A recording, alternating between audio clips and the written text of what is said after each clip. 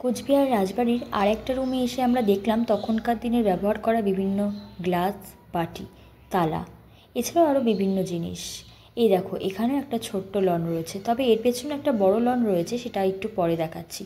আর এই যে দেখো কত বড় একটা ক্যারাম বোর্ড রয়েছিল তখনকার দিনে। আর এখানে ছিল বিভিন্ন ধরনের দেবদেবতার মূর্তি তখনকার দিনে তৈরি করা। আর এই যে যেই লনটার কথা বলেছিলাম পেছনে ঠিক এত বড় একটা লন।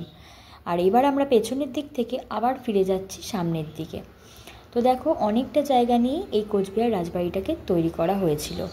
আর এখানে কিছুক্ষণ ফটোশ্যুট করে নিলাম, তারপরে চলে আসলাম কিছু খাওয়া দাওয়া করতে, কারণ দুপুরের লাঞ্চটাই তো এখনও করা হয়নি। তো যাই হোক এখানে এসে দেখলাম কী নেবো, তাই নিয়ে নিলাম চিকেন বিরিয়ানি। চিকেনটা যেহেতু আমি খাই না, ওটা আমার হাজব্যান্ডই খেয়ে নেবে, আর ও নিয়ে নিয়েছিল একটা থালি। আর দেখো বিরিয়ানিটা দেখে তো খুব ভালো লাগছিলো, বাট এই বিরিয়ানি খাওয়ার পরে আমার পেট খুব খারাপ হয়ে গেছিলো। দেখা হচ্ছে পরের ভিডিওতে, টাটা।